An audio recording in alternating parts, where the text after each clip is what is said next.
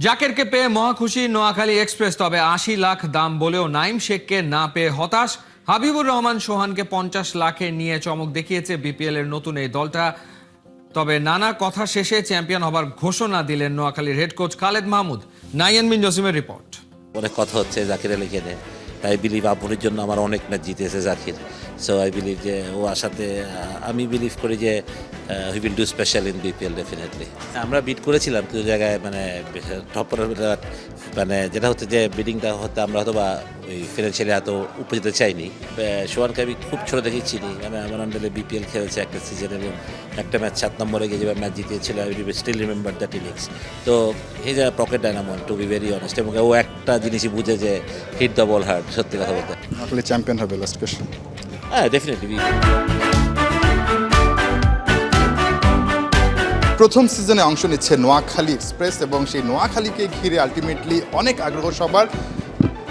অকশনের টেবিলে একটু নিশ্চুপ মনে হয়েছিল প্রথম দিকে। আমার সঙ্গে আছেন হেড কোচ খালেদ মাহমুদ সুজন। ঠিক যখন বি ক্যাটাগরির অকশনটা চলছিল তখন একটু চুপচাপ মনে হচ্ছিল, শেষের দিকে গিয়ে দুজনকে আবার নিয়ে নিলেন, জাকের এবং অঙ্কন। আলটিমেটলি নিতেই হতো, এরকম একটা ব্যাপার।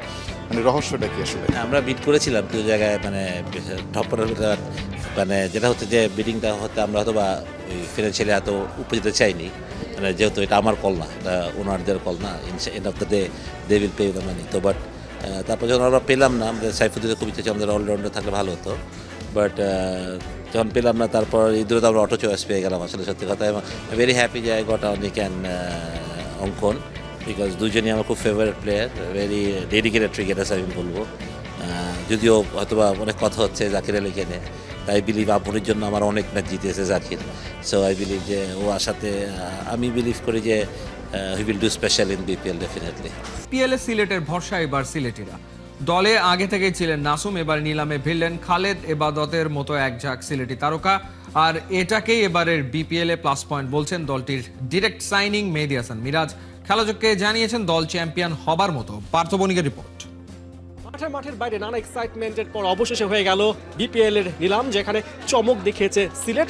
তাদের ফোকাসে ছিল সিলেটি প্লেয়ার। আমাদের সাথে রয়েছেন সিলেটের ডিরেক্ট সাইনিং মেহেদী হাসান মিরাজ, কথা বলবো তার সাথে। মিরাজ, গত বিপিএলটা দারুণ কেটেছে আপনার। এবার যেই লক্ষ্য নিয়ে নতুন দলে আপনি পথ চলা শুরু করলেন, সেই লক্ষ্যগুলো কি নিলামের মঞ্চে ফুলফিল হয়েছে কিনা? খুবই ভালো লেগেছে। এবার অনেক ইন্টারেস্টিং ব্যাপার ছিল। এই ফার্স্ট টাইম আমি হয়তো এরকম নিলাম দেখেছি, বিটিং সিস্টেম, এবং সিস্টেমটা খুব ভালো লেগেছে। এবং মানে আমার নতুন একটা এক্সপিরিয়েন্স হলো কিভাবে বিটিং হয়, কিভাবে প্লেয়ারদেরকে নিতে হয়। এর আগে তো এরকম কখনো হয়নি, এবারই প্রথম এরকম হয়েছে। এর আগে হয়েছে, বাট আমি ছিলাম না তখন। সো এটা আমার জন্য একটা এক্সপিরিয়েন্স ছিল। আর ওভারঅল যদি বলেন, টিমটা খুব ভালো একটা টিম করা হয়েছে। সিলেটিদের আসলে সবসময় নিজের অঞ্চলের প্লেয়ারদের প্রতি একটা বাড়তি মানে প্রত্যাশা থাকে, সমর্থন থাকে। সেইটা বিবেচনা করে কি আপনারা এবাদত খালেদকে দলে টেনেছেন কিনা? ডিরেক্ট সাইনিং তো রয়েছে নাসুম। হ্যাঁ, অবশ্যই আমরা চেষ্টা করেছি যে ম্যাক্সিমাম যারা ভালো ক্রিকেটার আছে যেন সিলেটি প্লেয়াররা থাকে। আপনি দেখেন আমরা যে প্লেয়ারগুলো নিয়েছি ম্যাক্সিমাম সিলেটি প্লেয়ার। আপনি দেখেন খালেদ আছে, নাসুম আছে, তারপরে ইবাদত বলেন, আপনি জাকির হাসান বলেন, তারপরে আপনি জাবেদও, রাহাতুল ফেরদাউস জাবেদ, তারপর তুষার, মানে অলমোস্ট আপনি অর্ধেক প্লেয়ারই সিলেটি প্লেয়ার আপনি দেখেন। সো আশা করি ম্যাক্সিমাম সিলেটি প্লেয়ার আছে এবং দর্শক যারা আছে তারা সবসময় সাপোর্ট করবে সিলেটি। ব্যাটিংটা নিয়ে আসলে কি কিছুটা আক্ষেপ রয়ে গেছে কিনা, বা কোনো চিন্তাভাবনা আছে কিনা টপ অর্ডার ব্যাটিং? আর এবার কি আপনিও আসলে উপরের দিকে ব্যাটিং করবেন কিনা? সিচুয়েশন বুঝে ব্যাটিংটা করব, কারণ টিম কম্বিনেশনের জন্য যেখানে খেলা দরকার আমি সেখানেই খেলার চেষ্টা করব। বিপিএল নিলামে সিনিয়র মাহমুদুল্লাহকে দলে ভিড়িয়ে রংপুর অন্যরকম উদাহরণ সৃষ্টি করেছে। সঙ্গে লিটন হৃদয়কে দলে ভিড়িয়ে রাইডার্স চ্যাম্পিয়ন একটা দল তৈরি করেছে। লিটন নাকি সোহান ক্যাপ্টেন্সি করবেন কে? সোহান সেই উত্তর দিয়েছেন। নাহিয়ান বিন জসিমের রিপোর্টে বিস্তারিত।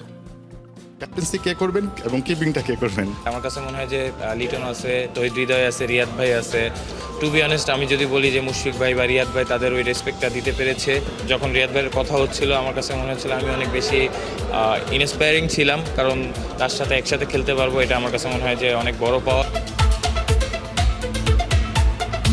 ছিলেন বাংলাদেশ দলের সঙ্গে ঠিক বিপিএল অকশনে রংপুর রাইডার্সের সঙ্গে থাকার জন্য চলে এসেছেন ঢাকাতে। অল্প কিছুক্ষণ পরেই ফ্লাইট, তাড়াহুড়োর মধ্যে আছেন।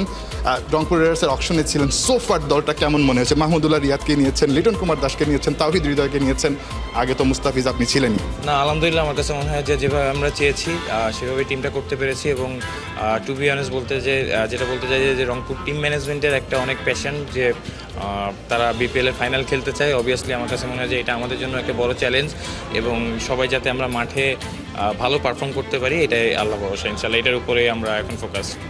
সোফার তো মনে হচ্ছে যে রংপুর রাইডার্স সবচেয়ে শক্তিশালী দল। আপনার কাছে কি মনে হচ্ছে এখন পর্যন্ত অকশনের টেবিলে আপনাদের চাইতে আর কাদেরকে মনে হলো যে একটু হার্ড দল বানিয়েছে? আমার কাছে মনে হয় যে দেখেন, যারা যে টিমগুলো আছে সবগুলোই ওয়েল ব্যালেন্স টিম, বাট আমার কাছে মনে হয় যে মাঠে যারা আসলে ভালো পারফর্ম করতে পারবে তারাই আসলে টুর্নামেন্ট শেষে ফাইনাল খেলবে। অবভিয়াসলি যেটা বললাম, আমাদের লক্ষ্য যাতে মাঠে আমরা ভালো পারফর্ম করতে পারি এবং অবভিয়াসলি ফাইনাল খেলতে পারি।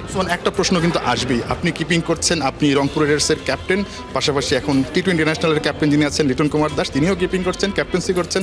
ক্যাপ্টেন্সি কে করবেন এবং কিপিংটা কে করবেন? না, অবভিয়াসলি এটা দেখেন টিম ম্যানেজমেন্টের কল, বাট আমার কাছে মনে হয় যে লিটন আছে, তহিদ হৃদয় আছে, রিয়াদ ভাই আছে, মুস্তাফিজ আছে, আমি আছি। আমার কাছে মনে হয় যে ভালো একটা কম্বিনেশন হয়েছে।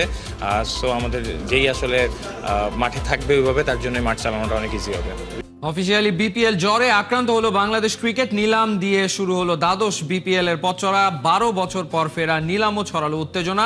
অল্প টাকায় বিক্রি হয়েছেন নামডাকওয়ালা কিছু ক্রিকেটার, আবার পকেট ফুলে ফেঁপে উঠেছে আন্ডার রেটেড পারফর্মারদের। ফয়সাল হাবিবের রিপোর্টে দেখুন দেশি ক্রিকেটারদের দাম দরের খুঁটিনাটি। যে কোনো কিছুই যদি একটা ধামাকা দিয়ে শুরু হয় তবে মানুষের আগ্রহ বাড়ে, সবার মুখে মুখে আলোচনা হয়। 12 বছর পর ফেরা বিপিএল নিলামেও প্রয়োজন ছিল এমন একটা ধামাকা, যেটা হলো একেবারেই শুরুতে। এই ক্যাটাগরির প্রথম ডাকেই এলো নাইম শেখের নাম, দাম উঠল 1,10,00,000 টাকা। নিলামের সর্বোচ্চ দামি ক্রিকেটার গেছেন চট্টগ্রাম রয়্যালসে। সর্বোচ্চ দাম পাওয়া 5 ক্রিকেটারের লিস্টে নাইমের সবচেয়ে কাছে আছেন তাওহিদ হৃদয়। 92 লাখ টাকার বিনিময়ে রংপুর রাইডার্সে খেলবেন এই ক্রিকেটার।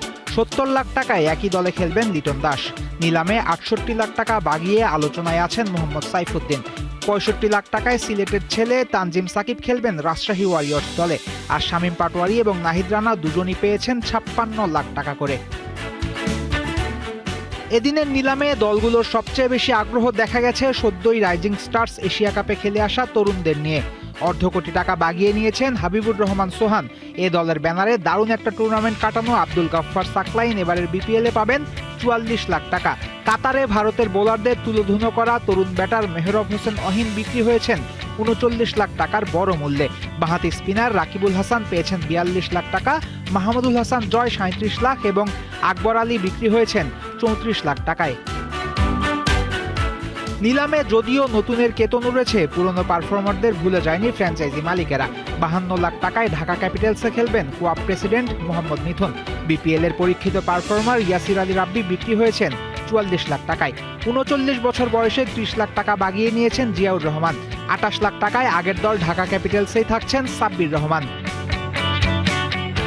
চারদিকে টাকার ছড়াছড়ি দেখে নিজেদের হতভাগাই ভাবতে পারেন জাতীয় দলের সাবেক এবং বর্তমান কিছু ক্রিকেটার।